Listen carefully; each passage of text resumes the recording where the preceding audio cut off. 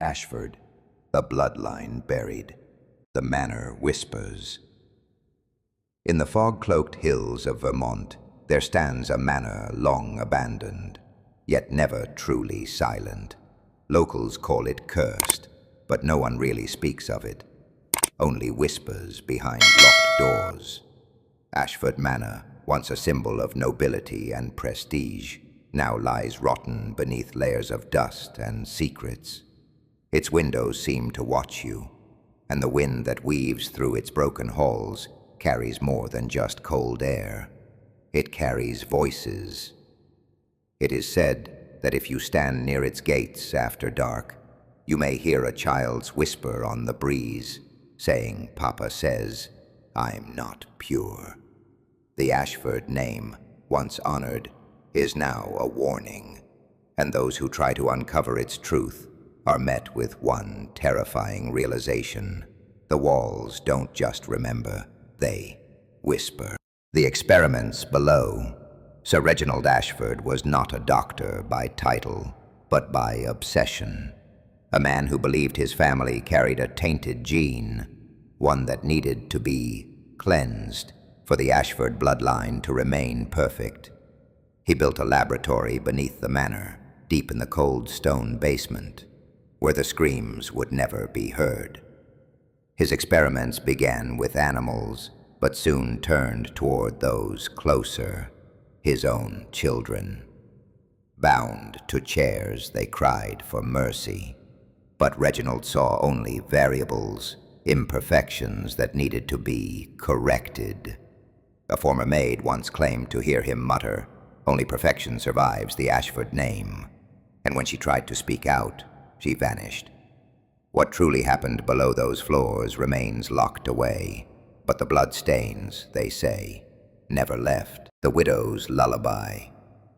After the disappearances, Lady Vivian Ashford, the matriarch, lost herself to grief, or so people assumed.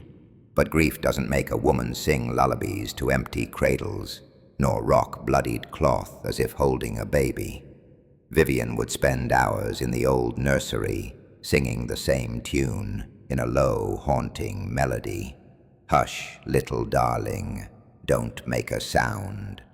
Ashford blood runs underground." Visitors reported seeing her speaking to no one, feeding invisible children, smiling as if they responded. One nanny quit after finding Vivian asleep in the rocking chair, her lap soaked in red, her lips still humming. The nursery smelled of death, but no body was ever found. And the lullaby, some say it still echoes through the hall when the moon is high. The last heir.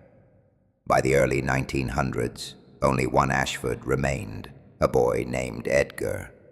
He was never seen by the townsfolk, his existence confirmed only by deliveries of medicine and locked crates to the manor's rear door.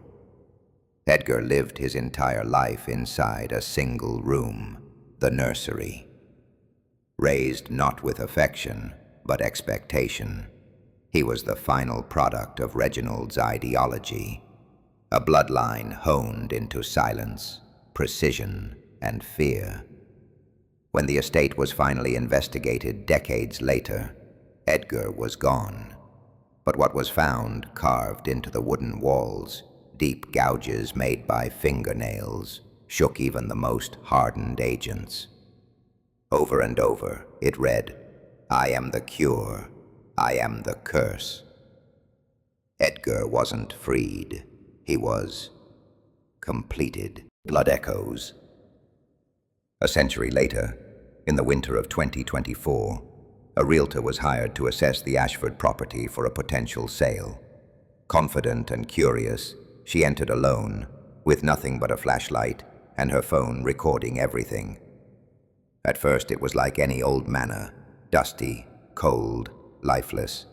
But in the upper hallway, one candle was inexplicably lit, its flame untouched by the wind. Then came the sound, a lullaby, faint, like a memory. Her flashlight flickered as the song grew clearer. "Hush, little darling." She turned toward the nursery door, now slightly ajar.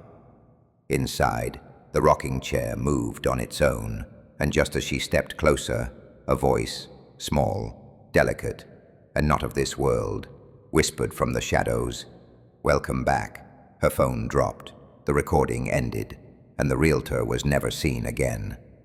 But the device was recovered, and on the final clip, just before the silence, one line was spoken, cold and unmistakable.